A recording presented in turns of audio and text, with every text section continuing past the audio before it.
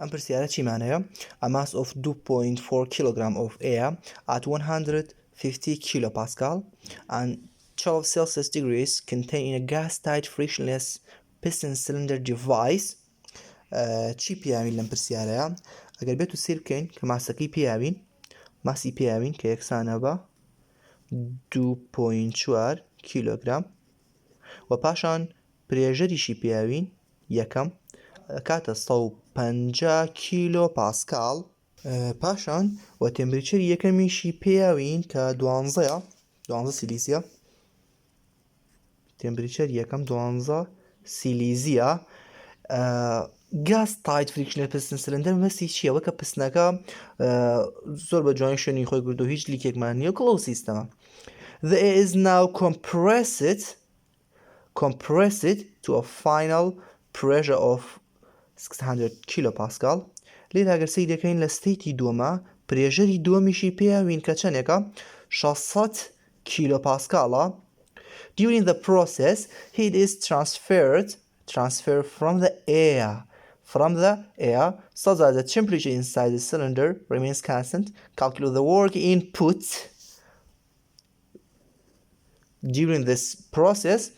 ئەگەر سێنێکی لە پرسیارەکە داوای وەرکی ئینپوتەکە، ئێمە و یاسایی کە هەمانە بۆ نمونە باوندەری وەرک ئاوس کە کاتە چی بۆ ئەگەر سیریکەین لە پرسیارەکەیە ئەڵێ تێمپریچەر بە کۆنستانتی ئەمێنێتەوە so that the temperature inside the cylinder remains constant. کەواتە چییە؟ کەواتە تێمپریچەری یەکەم یەکسانە بە تێمپریچەری دووەم و یەکسانیشە بە تێمپریچەر. واتە چی؟ واتە ئایزۆ سێرمەڵە. ئایزۆ واتە هەمان سیم، تhermal واتە گەرمی، ئایزۆ سێرمەڵ واتە سیم تمپریچەر، کەواتە ئایزۆ سێرمەڵە. هۆ پاشان چی تریشمان هەیە؟ یاسای ئایزۆ سێرمەڵە زانی کە کاتە چی P1 V1 و یەکسانیشە بە لێنی V2 over V1. ئەگەر ئێمە سەیری بکەین لێرەیە ئەم یاسایە بۆ ئاوتە، بۆی ئەم یاسایە بۆ ئاوتە، ئەمیش داوای ئینپوتەکە. باشە کاتێک ئەم یاسایە کە بۆ ئاوتەی نووسین ئەبێ لە کۆتایە ئینپوت ئەبێ ماینەس دەچێت بۆ چونکو داوای ئینپوتە، ئەم یاسایە بۆ ئاوتپوت دەکا و ئێمەش ئینپوتمانەیە بۆی هەر بە ئاسایی یاساکەی خۆی نووسینەوە. بەڵام بزانین لێرە چیمان هەیە؟ پرێژەری یەکەممان هەیە، ڤۆلیۆم یەکەممان نییە، بۆیە بێ ڤۆلیۆمی یەکەممان نییە، ئەتوانین ڤۆلیۆم یەکەم بدۆزینەوە، ڤۆلیۆمی دووەمیشمان نییە، ئەتوانین لێرە بیدۆزینەوە، بەڵام ئەتوانین بە شێوازێکی تریش حەلیکەین. ئەم پرسیارە P1 V1 بە شێوازێکی توانین حەلیکەین. چێ شێوازەکەی تر؟ ئەم P1 V1 نییە، ئێمە توانین لە شوێن ئەم P1 V1 بنووسین MRT1 و لە شوێنی ئەم V2ش ئەتوانین چی بنووسین؟ ئەتوانین بنووسین MRT2 لەسەر P2 و لە شوێنی V1ش ئەتوانین چی بنووسین؟ MRT1 over P1. ئێستا بە یاساکە بنووسینەوە. باوندەری وەرکی ئاوت یەکسانە بە چی؟ با یاساکەی خۆی بنووسینەوە سەرەتا P1 V1 لنی V2 over V1 کەواتە ئێستا یەکسانە بە چی؟ لە شوێن ئەم P1 V1 نووسین MRT1 لنی چیەکەین؟ لە شوێنی ئەم V2 نووسین چی؟ ئەم یاسایە نووسین MRT2 لەسەر P2 لە شوێنی ئەم V1ش ئەوە نووسین MRT1 لەسەر P1.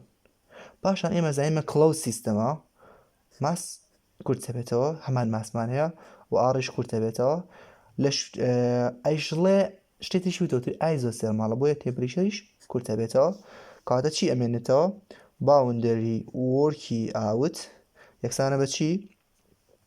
ئەکاتە MR تێمپریچەری یەکەم لنی ئەبێتە چی؟ ئەمە یەک لەسەر P1ە ئەمەش یەک لەسەر P2 P1 چ لەسەر و P2 خوارەوە ئەبێتە P1 over P2 ئێستا هەموو شتێکمان هەیە باوندری وەرکی ئاوت ئەکاتە ماسەکە 2.4 کیلۆگرام زەربی ئاڕەکەمان چەندێکە 287 کیلۆ جول پێر کیلۆگرام کەلڤن زەربی چی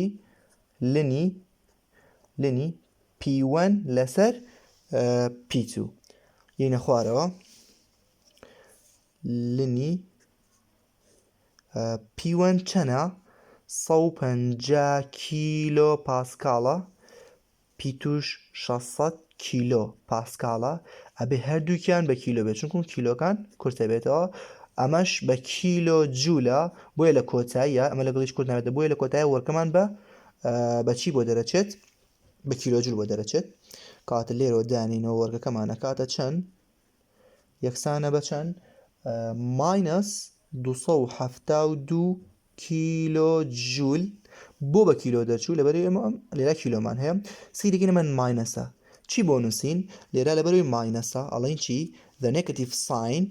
the negative sign indicates that the work is not output بەڵکو but the work is done on the system or the work is input